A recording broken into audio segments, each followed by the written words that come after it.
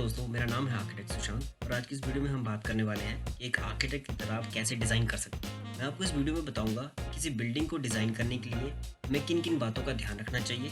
बने रहिए हमारे साथ कुछ नया इंटरेस्टिंग सीखने के। वीडियो को स्टार्ट करने से पहले मैं आपको बता दूं कि इस चैनल पे हम कंस्ट्रक्शन और डिज़ाइन से रिलेटेड रोज़ नई से नई वीडियो लाते रहते हैं। आप मुझे यूट्यूब और इंस्टाग्राम पर फॉलो भी कर सकते हैं।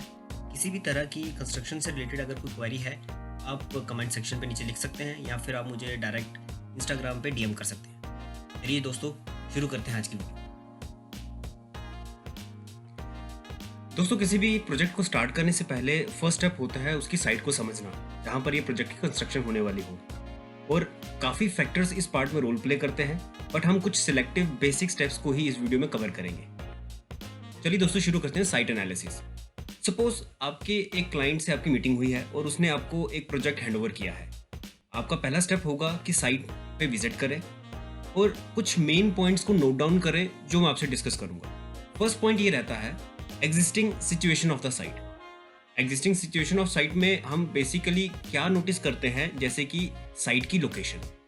सबसे पहले तो ये चेक करना होता है कि साइट किस लोकेशन पे है, जैसे प्रोजेक्ट का टाइप है, क्या लोकेशन उसको जस्टिफाई कर पा रही है या नहीं। ये हमारा बेसिक स्टेप होता है। फिर हम ये नोटिस करते हैं कि साइट के नेचुरल फीचर्स क्या हैं। क्या हमारी साइट प्लेन है या फिर कंटूर्स हैं। अगर कंटूर्स हैं तो उसका कंटूर इंटरवल कितना है, इन सिंपल वर्ड्स कितना स्लोप है साइट का। जैसे इस पिक्चर में आप देख रहे हैं कि साइट जो है वो मिक्स्ड है, इसमें कुछ पार्ट प्लेन है तो कुछ पार्ट्स कंटूर्स हैं।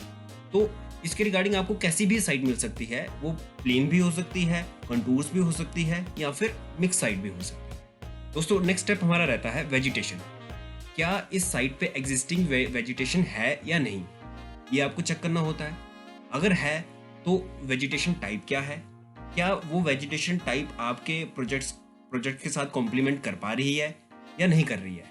वेजिटेशन को आप अपने प्रोजेक्ट में as a landscape element use कर पा रहे हैं कि नहीं कर पा रहे हैं, वो भी बड़ा ही इंपॉर्टेंट फैक्टर है। वेजिटेशन के साथ साथ अगर कोई और एग्जिस्टिंग वाटर बॉडी भी हो सकती है जिसको आपको मार्क कर लेना चाहिए। हो सकता है डिजाइन करते टाइम वाटर बॉडी का एक अच्छा लैंडस्केप एलिमेंट निकल के आ सकता है। द फॉलोइंग वाटर हाउस इस सिनेरियो में one of the best example है, जिसको डिजाइन किया गया है one of the great architect FL right. उनकी साइट में वाटर स्ट्रीम एक एग्जिस्टिंग फीचर था और इस एग्जिस्टिंग फीचर को बहुत ही एफिशिएंट वे में हैंडल करते हुए उन्होंने ये मास्टरपीस डिजाइन किया है।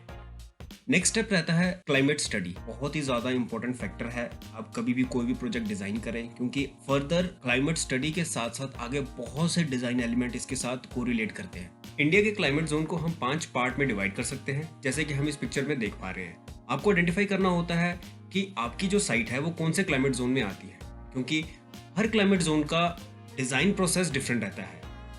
तो उस जोन के डिजाइन कंडीशंस को दिमाग में रखते हुए हम डिजाइन शुरू कर सकते हैं। डायरेक्शंस से काफी डिजाइन मैटर जुड़ा हुआ होता है, जैसे कि सन पोजीशन, उसकी path direction with respect to the site.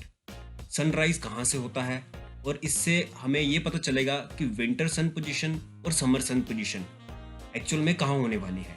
और फिर आता है एनुअल विंड स्टडी। एक्चुअल में जो आपकी साइट लोकेशन है वहाँ से एनुअली विंड डायरेक्शन का एक पैटर्न क्या रहता है, और विंड डायरेक्शन की एक अच्छी नॉलेज से आप अपने प्रोजेक्ट की वेंटिलेशन डिजाइन इंप्रूव कर सकते हैं। जैसे कि हम इस प्रोजेक्ट की एग्जांपल ले सकते हैं। इस बिल्डिंग की ओरिएंटेशन इस तरीके से सेट की गई है कि प्रोजेक्ट के फ्रंट एंड से अगर ठंडी हवा एंटर करती है तो घर के अंदर कलेक्ट हुई सारी गर्म हवा को बाहर की तरफ धकेल देती है। इसे बोलते हैं एक अच्छा वेंटिलेटेड प्रोजेक्ट। दोस्तों, नेक्स्ट स्टेप आता है कनेक्टिविटी।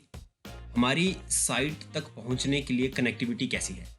अगर रोड्स हैं या पाथवेज से हैं तो साइट के कौन सी डायरेक्शन पे है, क्योंकि यही फैक्टर होगा जो आपकी एंट्रेंस डिसाइड करेगा कौन सी साइट से या कौन सी जगह से आप एंटर करने वाले हैं। और एंट्रेंस से बिल्डिंग तक पहुंचने के लिए क्या इंटरेस्टिंग डिजाइन एलिमेंट हो सकते हैं उसको डिसाइड भी करता है। नेक्स्ट स्टेप दोस्तों यूटिलिटी का है। Electricity, water connection as well as sewerage connection भी चेक करना होता है।